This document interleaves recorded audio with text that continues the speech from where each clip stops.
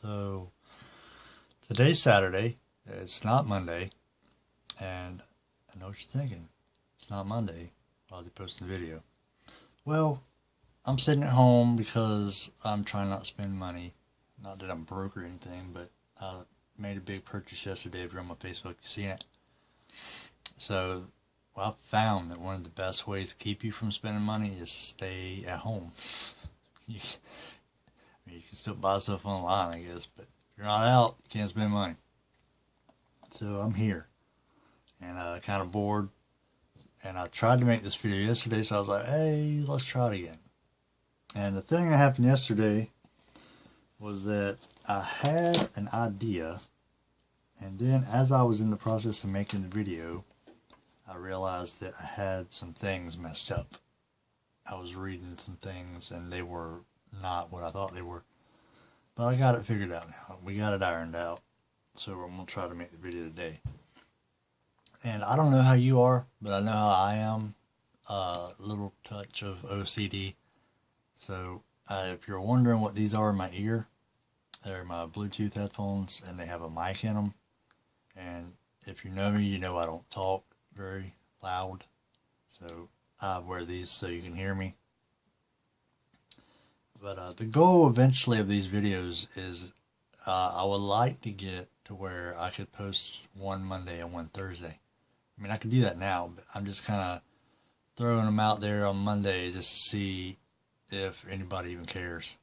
And so far, they've got a pretty decent response for the most part. People are liking them. Some people are sharing them. But really, I've got to the point where I just kind of enjoy making them. And it's kind of fun. I look forward to it. So I don't really care if you watch them or not. I'm having a good time with them. But I've been reading through my handy dandy list of Bible books here. I've been reading through the books of the Kings. And I started in 1 Samuel. I'm going to read all the way through 2 Chronicles. But I just finished 1 Kings a couple of days ago. And this verse caught my eye when I was reading it. And got a little something out of it, and I thought I'd share it. We will start reading in 1 Kings 22. We'll start in verse 41. And Jehoshaphat, the son of Asa, began to reign over Judah in the 4th year of Ahab, king of Israel. Jehoshaphat was 35 years old when he began to reign, and he reigned 25 years in Jerusalem. And his mother's name was Azubah, the daughter of Shilhi. Now, I have no idea if I just said that right, but this is a self-pronouncing Bible, so I did the best I could.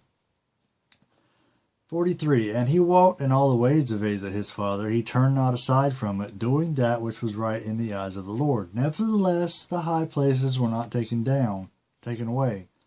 For the people offered and burnt incense yet in the high places.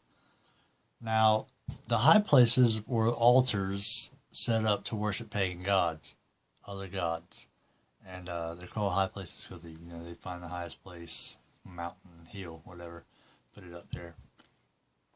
And it says that Jehoshaphat was trying to do what was right in the sight of the Lord, but he didn't take the high places down. And really that was a bad idea. Because now the people are just going to, you might be living for God as the king, but the people are still worshiping Baal and Chemosh and whoever else they're worshiping. And not good. Not too good at all. And they all know better. Because as we know, and they knew better than us. Here's my Schofield, by the way. It had a unfortunate run-in with a very large dog. But it happened when I had it open to the 10 Commandments. So I'll tell you what works better than thumb indexes is dirty pages and a rip. You find it real quick. But we know, and the Jews know, 10 Commandments. First commandment, thou shalt have no other gods before me. Pretty plain and simple. Second commandment, thou shalt not make unto thee any graven image or any likeness of anything that is in the heaven above, or that is in the earth beneath, or that is in the water under the earth. Thou shalt not bow down thyself to them, nor serve them, for I the Lord thy God am a jealous God, visiting the iniquity of the fathers upon the children unto the third and fourth generation of them that hate me, and showing mercy unto thousands of them that love me and keep my commandments. God, when he gave Moses the Ten Commandments, the first two were about worshiping him. He made that clear.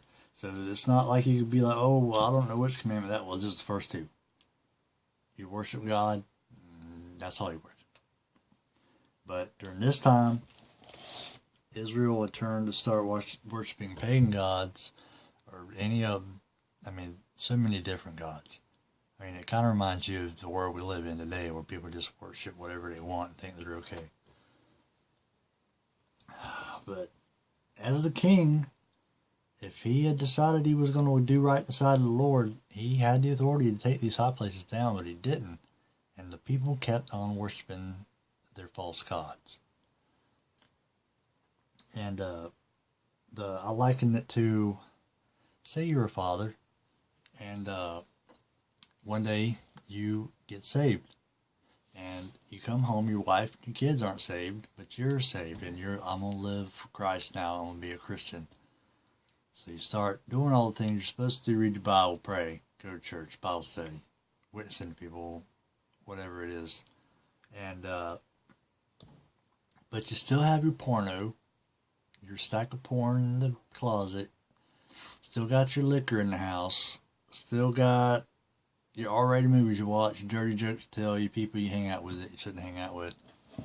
And I'll tell you what the book of 2 Corinthians says, and this is a familiar verse that we'll all know. Therefore, if any man be in Christ, he is a new creature. Old things are passed away. Behold, all things are become new. So, you're new. If you're saved, you're a new creature. And you cannot hang on to that old stuff it's going to bring you down. Like, if you're an alcoholic and you go to the meetings and you've made a decision, I'm not going to be an alcoholic anymore. The first thing you do is you get rid of all the alcohol in your house. And should be the first thing you do when you get saved. You go home and you get rid of all the things that can make you stumble on your walk.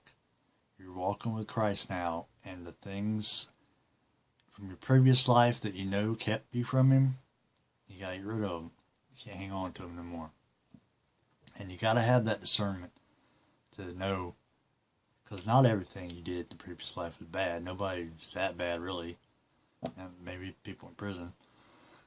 But you got to look at the things that you did in your old life and go, that was toxic to me, and I can see the negative consequences about that, and I got to get rid of that. Or it might be a person that you used to hang out with. That person was a bad influence on me. They caused me to do these things I shouldn't be doing. I can't hang out with that person anymore. And that'd be the best way for you to go about it, really. If you're going to walk with Christ and be a follower of Christ, you can't keep the high places up. You got to get rid of them. Or, if you're the only saved person in your house, using the king as the example here, if you're the only saved person in your house, but you let the high places up, then how are they going to know how a Christian acts? The unsaved people in your house. You come home, and they're going to think, well, my dad prays, and he goes to church. He says he's a Christian, but he still has he still has the porn in the closet, the liquor in the cabinet. So, what example are you giving them of how a Christian is supposed to act? They're going to think that all of those things are fine, that the old things that you're still doing are fine, and they're not. And that's not going to bring them to God. That's not going to get them saved. I'm sure that's what you want. I don't know why it wouldn't be. But if you're saved, you want other people to be saved. And you got to set a good example to bring them in. Or otherwise, they're just going to think you're fake. So yeah, that's what I got out of that.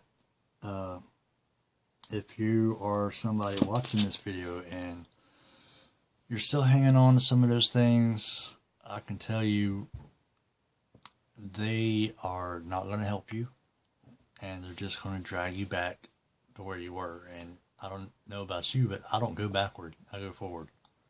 And they're just going to try and pull you back. So you got to cut them out of your life.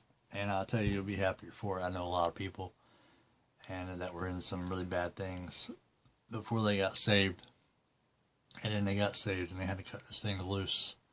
And they're much better off for it, and they'd be the first to tell you that they are. So just think about that. If you are still holding on to anything from that old life, time to give it up.